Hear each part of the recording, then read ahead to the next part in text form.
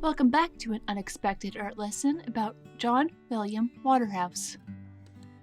So on to the second one, Circe Invidiosa, I think I said that right, from 1892, shows a different register of the same sensibility.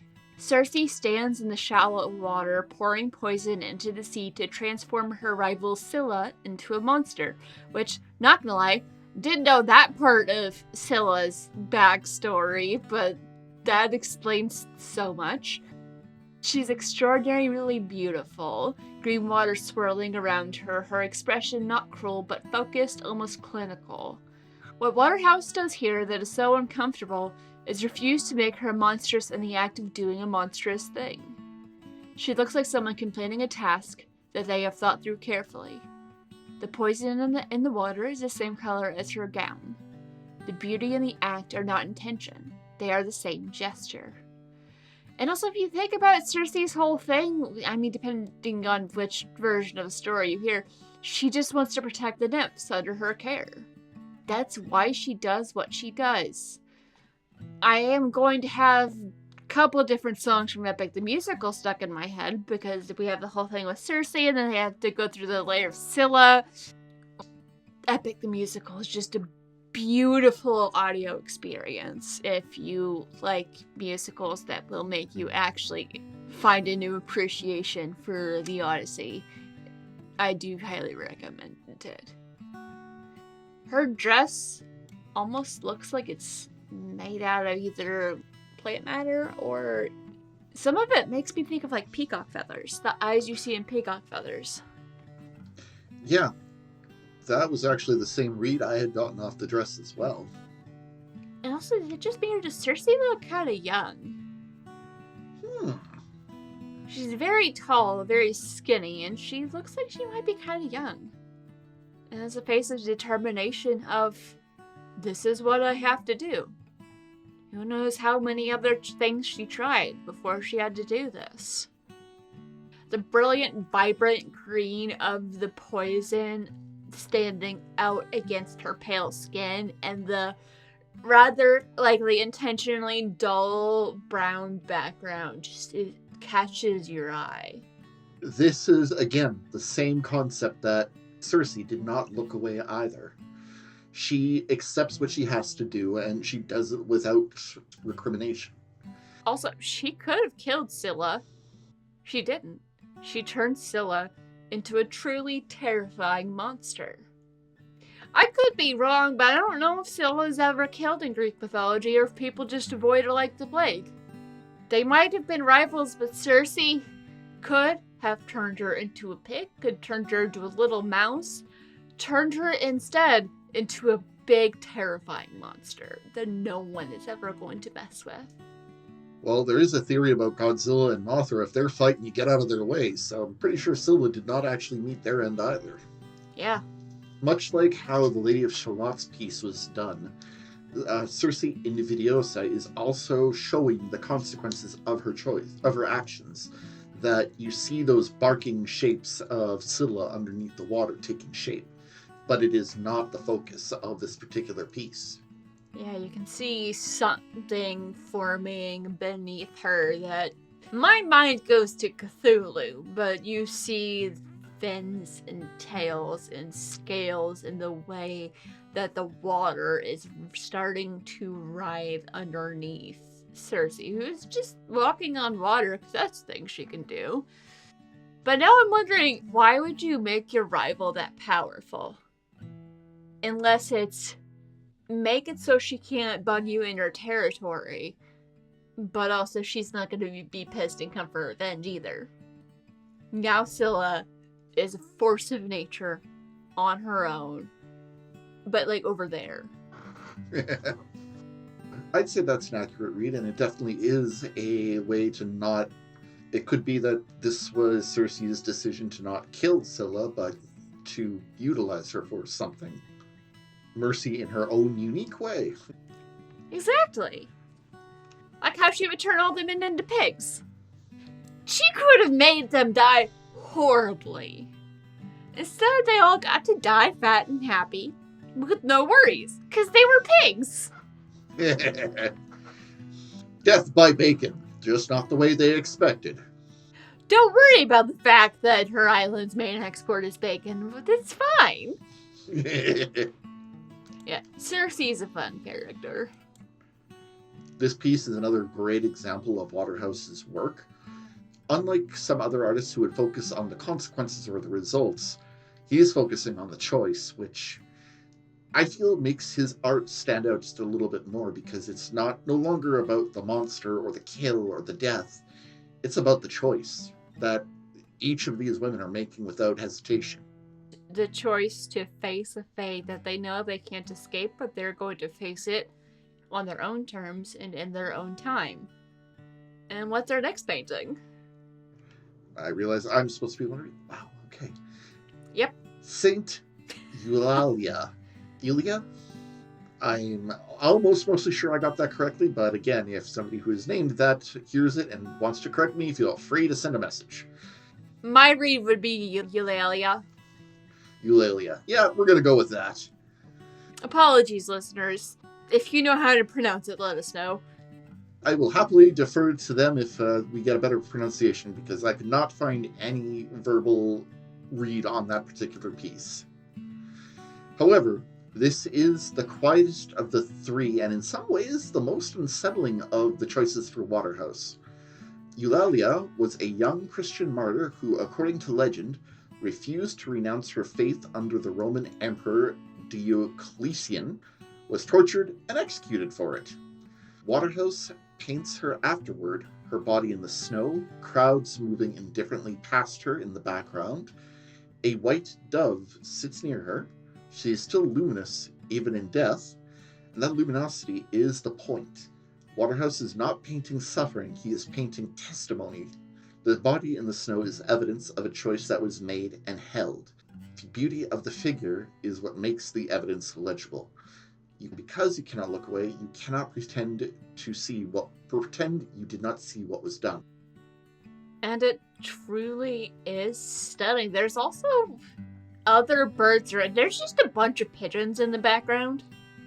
Just a bunch of pigeons sitting around, different implements of torture. There is a soldier walking along with... At first I thought he was drawing his weapon, but now I'm thinking it might be he has a broom or something. That could also be a spear, but in my mind it's a broom. And there's even children in the background who are just completely uninterested in this woman who was brutally tortured and refused to back down. And also, she could have lied. She could have, at any point, could have lied and told them whatever they wanted to hear. But she didn't. Also, it is a little unsettlingly telling that it's mostly her lower body that's covered. On her upper body, you see no signs of torture. So what did they do to her? And the way her hair is splayed out almost looks like she's sleeping. That makes you wonder if maybe some of that hair is also obscuring blood. Mm-hmm. And her face does look surprisingly peaceful.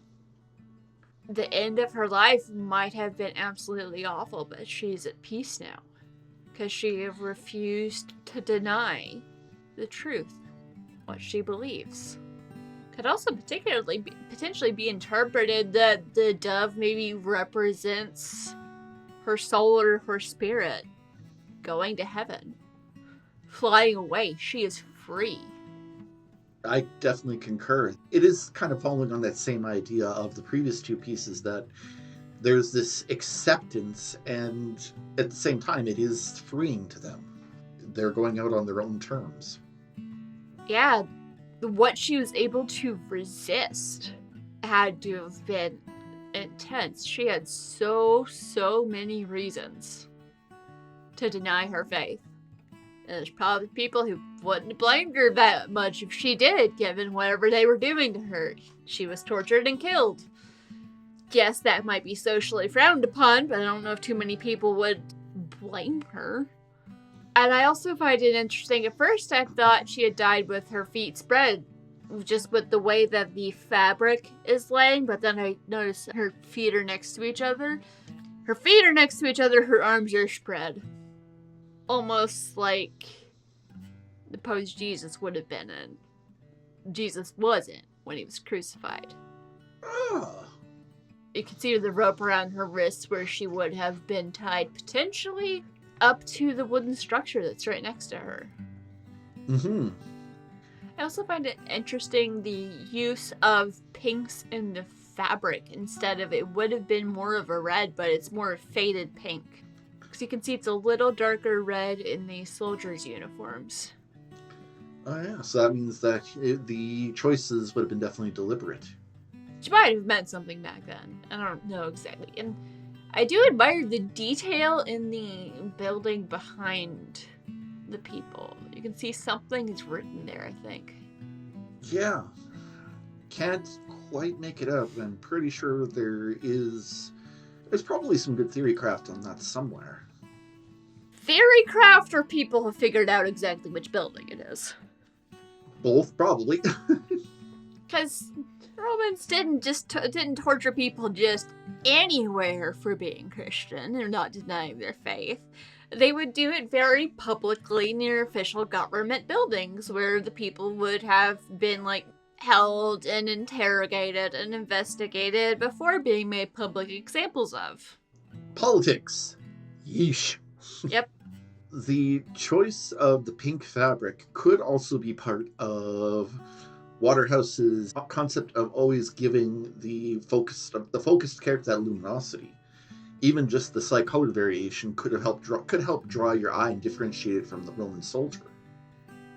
There's also another thing that draws my eye is there's a woman standing in the background who is in a very pale pink outfit, the one that is standing up surrounded by children. Mm-hmm. Can't tell what she's looking at, but she's also not looking at Eulalia. But maybe that's on purpose. Maybe she can't bring herself to look at what happened. Or she's too distracted by whatever the little boy is holding up.